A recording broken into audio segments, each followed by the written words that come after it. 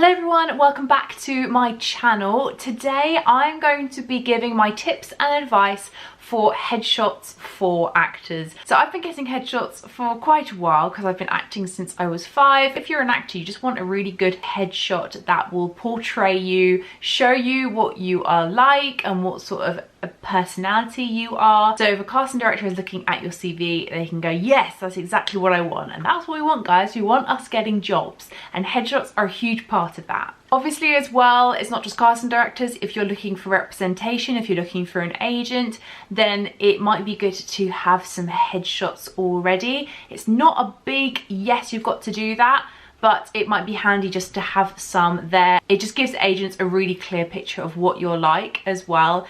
And as well, it kind of shows that you are kind of ready to be professional, ready to get going in your career. So the first thing to address is when to get headshots. Now, I just talked about if you're going to be looking for an agent or things like that. But if you are a seasoned actor and you already had headshots before, there are 2 things that you need to think about when you're thinking of when you're going to update your headshots. So the first thing is if you've had like a major change in your look, if you've dyed your hair, if you've cut your hair drastically, if you've grown a beard or a moustache or things like that. So it's really important to update your headshots if something drastic has changed to your appearance. The second time to update your headshots is if they're old. I would probably say actually every couple of years, especially if you are a teenager, because actually your face shape can change quite a lot over a very short space of time. When you're older, you're kind of looking the same a bit more for a longer period of time. But just for me generally, I like to try and get mine done every 1 to 2 years, because I also find that when I get new headshots, I get actually more auditions, because it's almost like the casting directors are seeing a brand new person. It might sound really strange, but just that update in the headshot might actually catch their eye, especially if they're used to seeing your older headshot. Okay, so now let's obviously get into the steps of finding a headshot photographer and going about getting your headshots. So obviously you want to find a good photographer. You don't just want to have someone who will rip you off and you'll just get some rubbish headshots out of it. So first thing you need to have a look at is pricing. So obviously pricing really varies, and there are some people who are really good and they are affordable, and there are some people who are quite high up in the headshot photography game and they're quite sought after, so their prices are a little bit more pricey. So the important things as well is to kind of look at what your budget is, look kind of at what sort of photographer you can get for your money. But obviously you want to look them up as well and make sure that they actually are good. Don't just go for the cheapest one, especially if you haven't seen any examples of their photography. Another thing you need to take into consideration is location. So obviously if you are in a fairly remote area, there may not be as many headshot photographers around you, so you may need to think about traveling a little bit. Obviously around London there are loads of headshot photographers, and probably in some of the other big cities around the country. So you need to kind of take that into consideration when you are looking to get headshots done. If you're in a more remote area and you maybe know someone, or you know that there is a photographer who may not necessarily maybe dabble in headshots, but they are really good landscape photographer or something like that, you could maybe approach them and see if they can experiment on you, because they may be thinking that they want to get into kind of portraits and things like that. So it might actually be quite beneficial for them if you approach them and say, hey, I'm an actor, I need some new headshots. Obviously there aren't many people around, but I just wondered if you were looking at experimenting and going into portraits. And they may actually give you a discounted rate, or they may actually do your headshots for free, because normally when photographers are building up their portfolio, they will normally do headshots for free or general photos for free, just so they can build up their portfolio. So you never know, there may be someone local to you that may be able to do it for you, but you do have to take into account that you may have to travel to find your photographer. 2 other things to also look at when you're looking for a good headshot photographer is their style. Have a look and see whether their style of photography resonates with you. So for instance, back in the day, kind of studio setups with like the backdrop behind you and, you know, full-on studio lighting, that was kind of the go-to thing. But I think especially for acting, there is a lot more outside photography, a lot more kind of natural lighting. If you're going through a spotlight, or if you're going through like an agent's page of clients, you will start to see there are a lot more outside photography shoots. I love outside photography because sometimes you can find that a really nice background can really actually bring out your skin color and the tones in your skin, and it just kind of makes it a lot more flattering. So for instance, when I have things done, like I find that greens and also blues, especially things I'm wearing as well, I'll get into that in a bit, they actually really bring out my skin tone and make me look really healthy. And as well, sometimes kind of browns as well, because it brings out kind of the warmness in my skin as well. So have a look at their style of photography. Some photographers, for instance, they prefer like really harsh lighting. Some prefer really soft focus. So I think it's just important just to have a look at their style and see whether you like it. And the last thing as well is to consider if you know any actors, you've got any actor buddies, see if they can recommend any headshot photographers, especially if you are kind of starting out and you've not had headshots before, or for instance the photographer that you used to have pictures with, either you weren't satisfied with them before or they kind of dropped off the face of the earth and you're looking for a new person. Recommendations are a great way to find photographers, because obviously if other actors have been really happy with their shots, then they'll probably be able to recommend their photographer. A great little tool actually is a website called Headshot Hunter. So Headshot Hunter is basically a free website where you can look up different photographers, you can save any of your favorite ones, and then you can actually also compare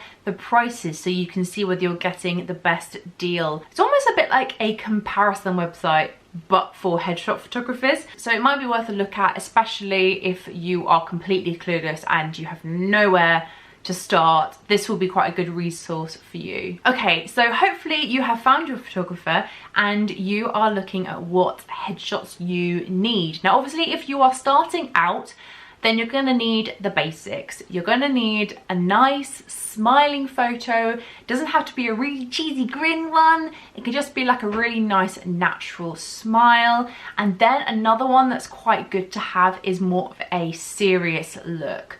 So especially if you are looking to go for more dramatic roles and things like that, that is a really good one to have. So probably those are like the first two main ones you need to get. You need one that's kind of nice and sort of smiley, very natural, big eyes, and also as well making sure that this is kind of your main photo, the photo that is like, this is what I look like. This is me as me, not me pretending to be someone else. This is the person that they are gonna meet when you first walk in to the casting room, or when you first walk in to the meeting with a potential agent. And also the second one as well is quite a good contrast, so they can kind of see that you can kind of be two things. You can be nice and smiley, but you can also be dramatic as well. If you're a seasoned actor and you've already got these basics, then it might be worth looking to see whether you can do any role specific photographs. Now I'm not talking full on dressing up and going really specific. I'm just talking about, for instance, if you are a glasses wearer, if you wear glasses, then it's definitely worth getting some shots with your glasses. So for instance, I wear glasses. I've actually got my glasses red here. I'm gonna pop them on, but it's gonna be a massive ring in the thing. Look, there you go, there's my ring light. So the great thing about these glasses, I absolutely love them, but they do make me look slightly more geeky on that side of things. So for instance, if I'm going forward for a role and my agent sees it and they go, oh okay, it's more of a nerdy role, you know, maybe a bit studious, these glasses, these are the headshots that they will use. So it's really, really good if you do have glasses to have headshots with them, because again, it just shows another layer. And the fact that you are a glasses wearer as well, sometimes there are castings that do come up and they are actually looking for people who wear glasses in real life. So as well, as I said, it might be interesting to have some headshots done where it's more of a specific thing. So for instance, if you end up playing a lot of period roles, then you may want to have a headshot that kind of reflects that. So for instance, if you are a girl, you might not have as much makeup on, or it might be quite simple, and your hair might be in a sort of hinted hairstyle towards kind of period. So for instance, it might be center parting. For instance, when I have my hair in a center part and my hair's down, I look very 70s because of my big hair. Also as well, sometimes if you have like a sort of updo, that might look more 40s, or it might look more Victorian. So if you end up playing those sort of roles, it makes sense to have headshots that show that, because then it kind of cuts out the middleman of the casting director going, can they play period roles? And then going, yes, they can. It might also be interesting as well to have things where you're slightly more done up. For instance, if you're being put forward for roles that are kind of more businesswoman or businessman, you know, go for that sort of look. It just kind of will have to vary on you as an actor, what sort of roles you end up playing a lot. Just having those headshots are really, really good to kind of help the casting directors see you as that role before they've even brought you in. Okay, so now you know what sort of headshots you want. You want to start getting ready. So one thing to think about is hair and makeup. Goes for the girls or the boys, however you identify. This will be applicable as well. So if you're going to be putting on makeup, you want to try and at first go for more of a natural look, especially if you're going for more of the this is me, this is who I am makeup, because they want to see what you look like, they want to see what your skin's like, especially if you're doing like ad work. Skin sometimes is quite important in that, for both reasons. Sometimes they want clearer skin, sometimes they want more kind of more acne prone skin. It just totally depends. So the same thing again applies to hair. When you want the more natural photographs, you are going to want more natural hair. So just kind of leave your hair as it is. So you want to have your hair looking natural, or if you generally do things like curl it or straighten it, just do what you would normally do when you're having your photos. But it might also be good, especially if you have really curly hair and you straighten it, or vice versa, it might be good to have some shots with your natural hair again, so they can kind of see what your natural hair looks like. And this goes for those who have beards and moustaches and all that fun stuff. So that's the thing, if you normally wear your facial hair in a beard or a moustache, leave it as is. If you're normally clean shaven, do that. Just do what you normally do. And then for instance as well, you could end up having some ones that are a bit of stubble later on in the game if you're looking for some extra ones, again just so they can see what you look like with facial hair. And then for the more stylized photographs, you can obviously do your hair and your makeup to hint towards that. As I said before, don't go extreme, don't go like crazy hair and makeup. You don't need to do that. Just do a little hint, as I said. So for instance, if you're looking for more kind of sporty roles, or if you're looking for more like a tough kid roles, if you're looking for more glam roles, then obviously you want to make sure they're looking a bit more polished. You don't have to go full glam hair and makeup as well. Just do a little nice hint to that. Okay, so we've talked about what to do up here. Now we need to talk about what's going on here. What are you gonna wear? So I would suggest that you bring a couple of options. Don't just bring one t-shirt and say, here you go, this is what I'm going to be wearing. Because if you think about it, especially if you're having multiple shots, you're going to be wearing the same top in those. You want to look different. Don't wear the same top. So I would say bring a few different options of unpatterned coloured tops that will suit your skin tone. So the reason why I say is this is a little bit like I was saying previously. You want to bring out the warmth in your skin, you want to look healthy in your shots, and think about the colours that do that for your skin tone. So as I said, for me, it's greens, it's blues. Think about those sort of things for you. So when I wear, for instance, I wear a lot of denim. I pick out like denim jackets and things like that when I'm having my photographs taken. Think about, as I said, what suits your skin tone. Now this totally depends on your skin tone, but I would probably say steer clear of black or white. Normally these wash skin tones out quite a lot. pretty much on any skin tone, but you may be the exception. So obviously if black or whites do normally work for you, then that's totally fine. But I just normally find that colours are a little bit better and they come across a bit better. Same sort of thing as well if you're looking for more of a specific headshot, for example. If you're looking for more of period style, maybe think of a more period style top. Again, you're only going to be head and shoulders, but just something to think about as well. If you're looking for more of a polished, business-like role, maybe think about thinking like a blazer or a shirt or something like that. But just use your discretion. Okay, so now you're ready. Now you've booked your slot in with a photographer. You're there. You're ready to get your headshots done. What do you do? Firstly, you relax. It is so obvious when someone is tense in a photo. You'll know that from Facebook when there's been photos that you've had taken of yourself where you don't want to be there and you're really tense. People can tell that, okay? So in your headshots, just relax, just breathe, settle in and trust your photographer. The photographer will know how to bring out the best in you, so listen to them.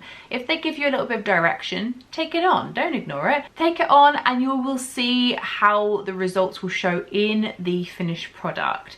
So just really take your time, relax. If you say to them, look, can I just have a minute just to calm down, especially if you're feeling a bit anxious, then that's totally fine. You're paying for their time. This is an important one. Don't be afraid to say if you don't like what they've done. I'm not talking about slating their photography. I'm just saying, oh, I'm not sure if I like that angle, or I'm not sure if I like the look on my face in that one. Can we just try that again? So if you don't like a certain angle or a look on your face, just ask if you could take a couple more of that style of shot and they will totally understand. Again, you're the person paying the money. You want to get the best photographs out of this session as you can. So just don't be afraid to say to them, look, can we just take a couple more of this setup? Okay, so when you are done, then you will get some lovely headshots. Normally they will say choose however many from this session or from this session or this look or whatever, and you will choose the ones that you want to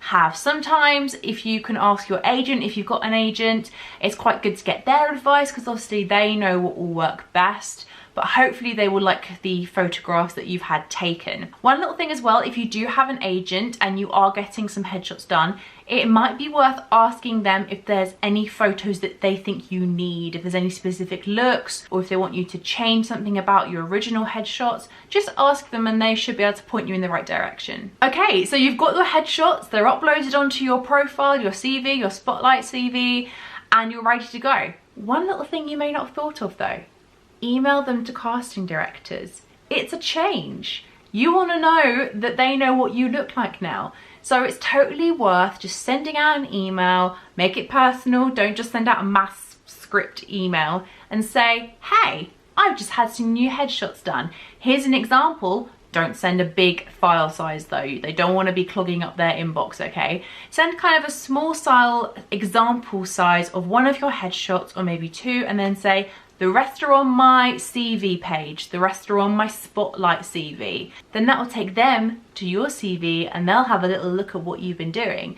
So that's just another little added tip that you can do just to kind of help things go along in the casting process, especially after you've had your headshots. There you go, those are my tips and advice for getting headshots if you're an actor. I really hope you found this helpful. Do comment down below if you found this helpful and give this video a like if you enjoyed it. Subscribe if you are new. I do lots of acting videos like this and a bit of beauty, travel and fashion as well. And I will see you in my next video.